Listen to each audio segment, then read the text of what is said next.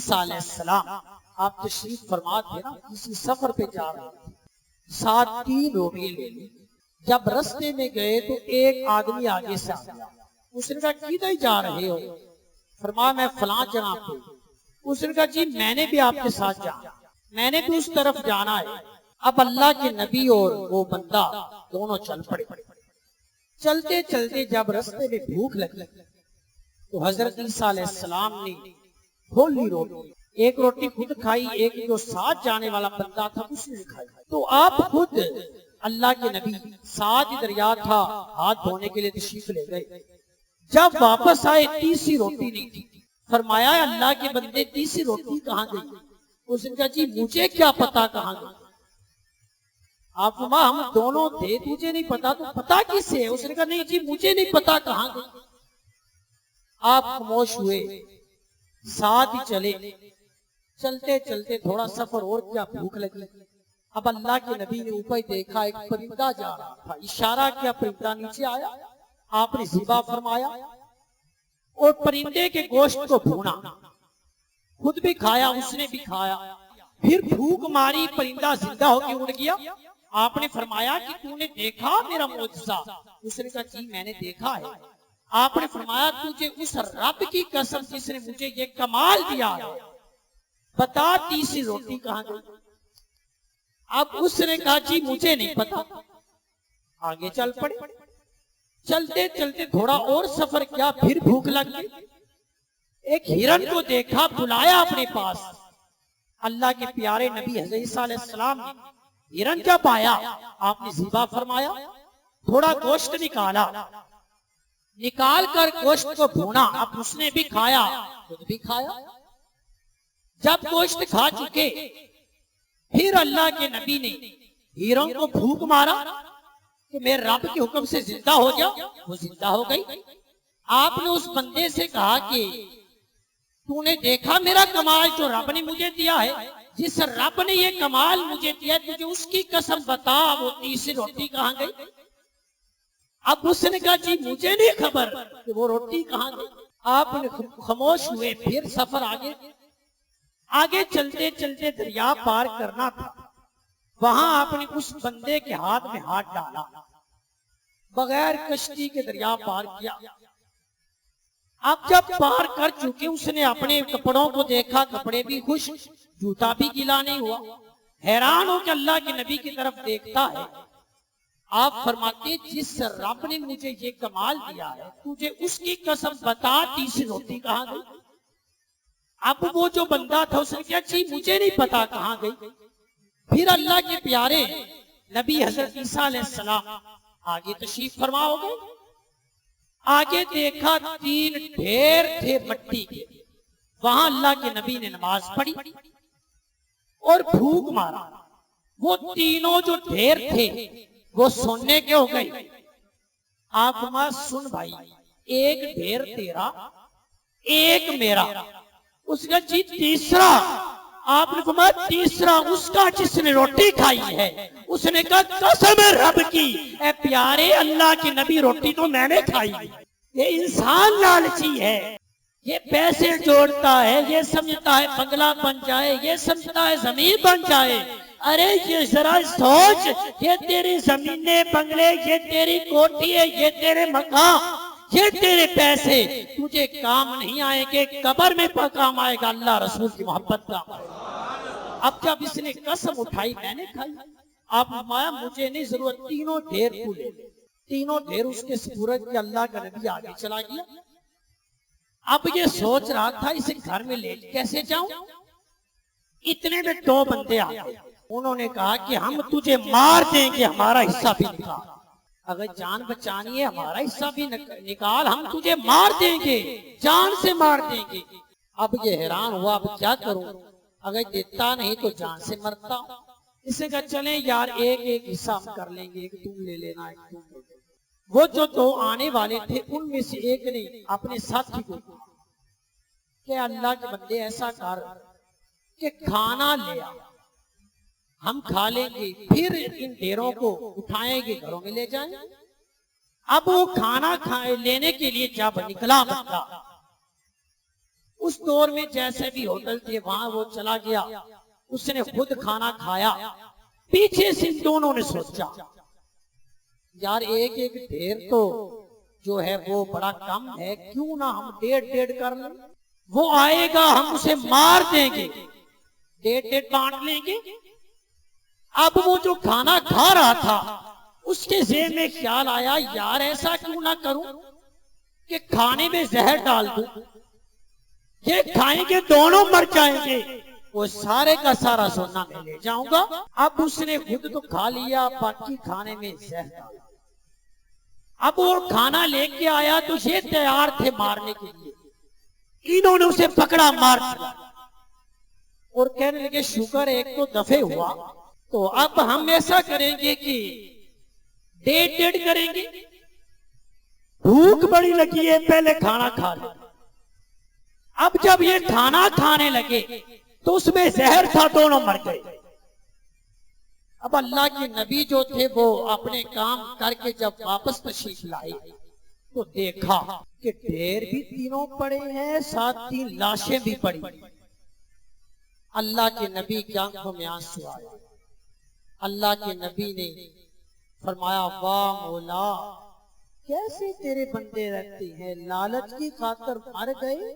अरे जिसके अंदर लालच आ जाता है, जिसके अंदर दुनिया आ जाती है, वो कभी भी रब के करीब नहीं हो सकता, उसे अल्लाह का कुर्ब नसीब ही नहीं होता है।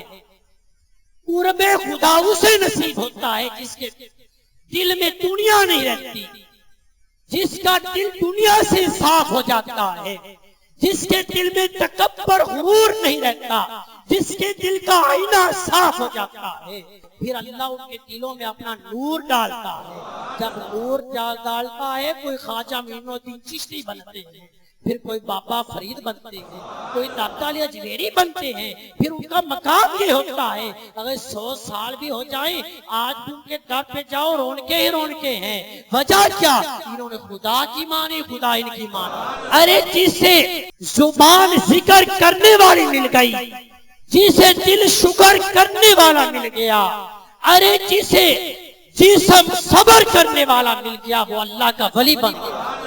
अगर ख्वाजा मोइनुद्दीन चिश्ती अजमेरी को देखो ना, इनका जो दिल का आईना था ये साफ था, इसमें नूर था, तो मकाम क्या मिला, एक नजर उड़ाई 90 लाख को मोहम्मद का कलमा पढ़ा।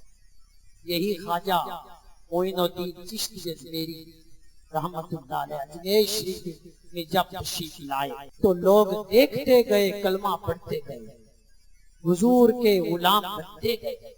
वहां का जो राजा था, बादशाह था, उसने कहा कि इसमें क्या जादू है, इस बाबे को जो देखता है कलमा पढ़ लेता है। उसने फौज को भेजा, बाबे को कहो यहां से निकल जाए, नहीं तो इसकी खैर नहीं है।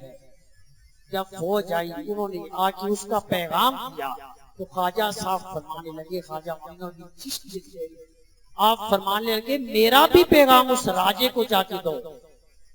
ये तो मैं नहीं जानता कि वो राजा कहाँ रहेगा, लेकिन ये मैं जानता हूँ वो मुझे उठाने के लिए कह रहा है, मेरी तो कब्र भी यहाँ ही बने। अब लोग और दीवाने होना शुरू हो गए, चेहरा देखते गए, कलमा पढ़ते गए, बहुत ज्यादा आपके मुरीद हुए। राजे ने सोचा आखिर क्या क्या जाए, अगर कोई ऐसी बात सोची जाए, इस बाबे को भगाया जाए। उसके ज़हन में बात आई, उसने ऐलान करवा दिया कि मिट्टी का जो तेल है, जो दुकानदार इस बाबे को या इसके मुरीद को देगा, उसे मैं कोड़े लगाऊंगा। मिट्टी का तेल बंद कर दिया जाए। मुरीद हैरान होकर हाजिर हुए, आके अर्ज किया पापा जी मिट्टी का तेल बंद हो गया, हम कैसे आग जला के खाना पकाएंगे। आपने फरमाया छोड़ो मिट्टी के तेल को, हमें क्या उसकी जरूरत है, मैंने नमाज पढ़नी है, पानी लाओ, वुजू करना है। पानी लाया गया, पापा जी वुजू फरमाने लगे तो फरमाया एक बर्तन नीचे भी रख दो। बर्तन नीचे भी रखा, पापा जी पानी से अपने हाथ मुबारक धोने लगे।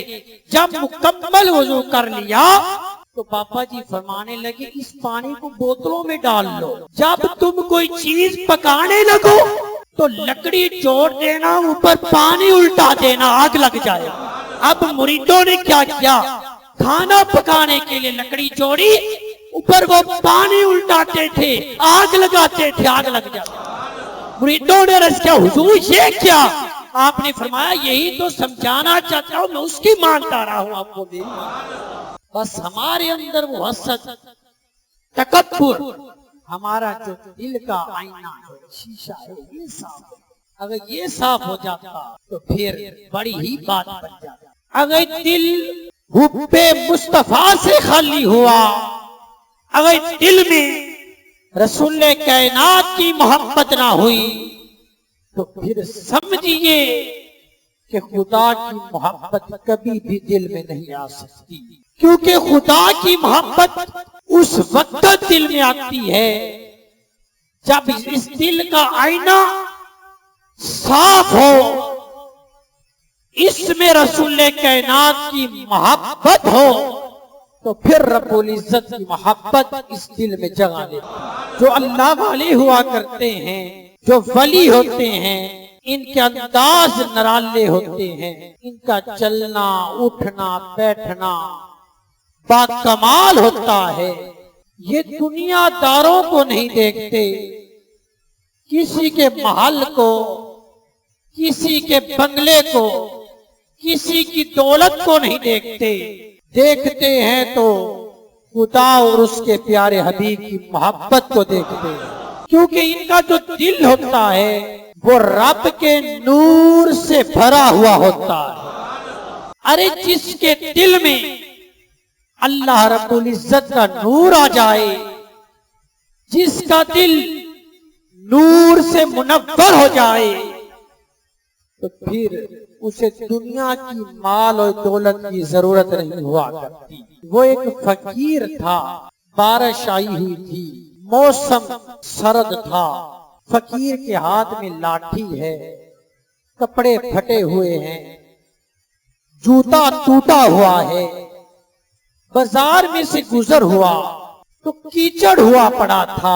ये अपनी मौज में जा रहा था, जब ये बापा, जब ये अल्लाह का वली उस कीचड़ में से गुजरने लगा, कीचड़ उड़ा तो वहां से एक बदकार औरत और उसका आशिक भी जा रहे थे। वो कीचड़ उड़ा, उस बदकार औरत के कपड़ों पे जा पड़ा, तो उसके आशिक को बड़ा जलाल आया, चेहरा उसका सुर्ख हुआ और वो भागा।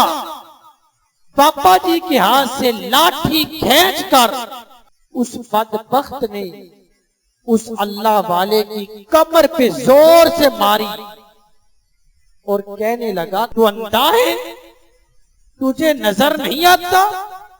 इस अल्लाह वाले ने कोई बददुआ नहीं दी, बल्कि फरमाने लगे कि अरे मुझे माफ कर दीजिए, मुझे पता ही नहीं चला। और अब वो जो बदकारा औरत थी अपने उस आशिक को कहने लगी कि हम फिर जाएंगे आगे, पहले वापस घर जाते हैं, मेरे कपड़े खराब हो गए, मैं अपना लिबास तब्दील कर लूं। अब ये वापसी की तरफ चले। इधर अल्लाह वाला जो था उसने आसमान की तरफ मुंह करके अर्ज किया, बारी ताला अगर तेरी रजा इसी में है तो मैं राजी हूं। अब ये अल्लाह वाला अपनी मौज में जा रहा है। चलते चलते आगे एक हलवाई की दुकान आई जो दूध गर्म कर रहा था। उसने जब इस नेकोकार बंदे को देखा तो उसके जहन में ये ख्याल आया कि क्यों ना इसे दूध गरम गरम पिला दूं, मौसम सरद है, दुआ देगा, रब कारोबार में रिज़्क में बरकत अता फरमा देगा।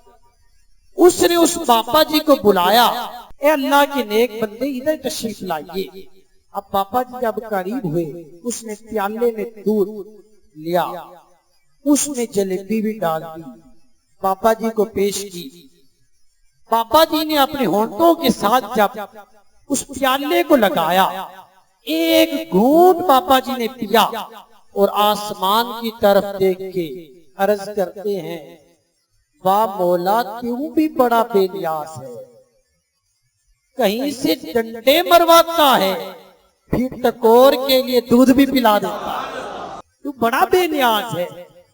इतना कह के वो बाबा थोड़ा आगे चला तो वही बदकारा खुतून दौड़ती हुई आई, रो रही थी।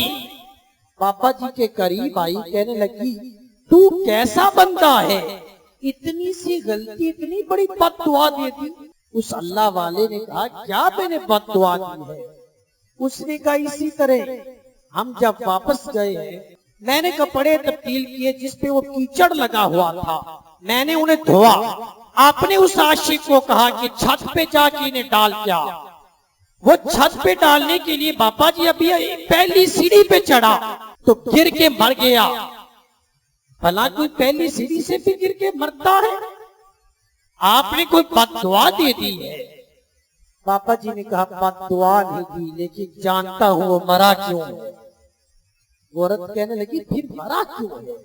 उस अल्लाह वाले ने कहा कि और से सुन, मैं जा रहा था, कीचड़ उड़ा, तेरे कपड़ों पे पड़ा, तेरा वो आशिक था, तुझसे प्यार करता था, उसका चेहरा सुर्ख हुआ जलाल में आया, उसके पास जितनी पावर थी उसने डंडा खींचा मुझसे और मेरी कमर में जोर से मारा। वो नहीं जानता था इससे भी कोई प्यार करने वाला है, इससे भी कोई मोहब्बत करने वाला है, इससे भी कोई इश्क करने वाला है, ये भी किसी से प्यार करने वाला है। उसने अपने जोर से मुझे डंडा मारा। वो रब जो है सारी कायनात को पालने वाला है, मैं उससे मोहब्बत करता हूँ, इसने मुझे डंडा मारा, उसने अपनी ताकत के मुताबिक इसका खात्मा कर दिया। बाबा जी कहने लगे ये तो आशिकों का झगड़ा हुआ है, मेरा इसमें क्या कसूर है? इश्क बड़ा कुछ करता है। अगर इश्क आ जाए तो पूछो मदीना की सरजमीन से, पूछो मक्का मुअज्जमा की सरजमीन से। हजरत सैयदना बिलाल उमैया मारता है पांव की ठोकरें, अबू जाहिल मारता है पांव की ठोकरें, और यहां तक के हजरत बिलाल को आग कंगारों पे लटा दिया जाता है, कांटों पे लटा दिया जाता है, और भारी पत्थर आपके पाद सीने पे रखा जाता है। उमैया भारी पत्थर सीने पे रखता है और आग का अंगारा आपकी जुबान पे रखता है, मारता है ठोकरें। काले रंग के बिलाल मोहम्मद को छोड़ दी। ये कहते जान तो दे सकता हूँ, मोहम्मद का दिया हुआ ईमान नहीं। जब इसी बात को उमैया ने सुना, वो और जलाल में आया और मारा। एक दिन मार मार के हजरत सैयदना बिलाल को कोड़े, वो थक गया, कहने लगा काले रंग की तुझे दर्द नहीं होता? हजरत बिलाल ने फरमाया दर्द तो होता है। उसने कहा फिर रोता क्यों नहीं? हजरत बिलाल ने फरमाया बदबख्त तुझे क्या खबर, जब तू कोड़ा लगाता है सामने मेरे लाजपाल मुस्तफा हुजूर का चेहरा देखता हूँ, दर्दे खत्म होता है। रसूल कायनात सल्लल्लाहु अलैहि वसल्लम तशरीफ फरमाते, हुजूर ने एक साथी से फरमाया मेरे साथी क्या चाहता है कि रब ताला बगैर हिसाब के तुझे जन्नत दे दे। साथी ने अर्ज किया या रसूलुल्लाह अगर हिसाब भी ना देना पड़े तो मैं लेता क्या हूँ कि रब बगैर हिसाब के मुझे जन्नत अता फरमा दे। हुजूर ऐसी कोई चीज बताइए। रसूल कायनात ने फरमाया बताता हूँ, लेकिन जिंदगी के आखिरी सांसों तक तूने अमल करना होगा। इस साथी ने अर्ज किया आका जिंदगी के आखिरी सांसों तक अमल करूंगा, बताइए। मेरे मुस्तफा ने फरमाया अपने दिल के शीशे को, आईने को लोगों के बारे में साफ कर दे।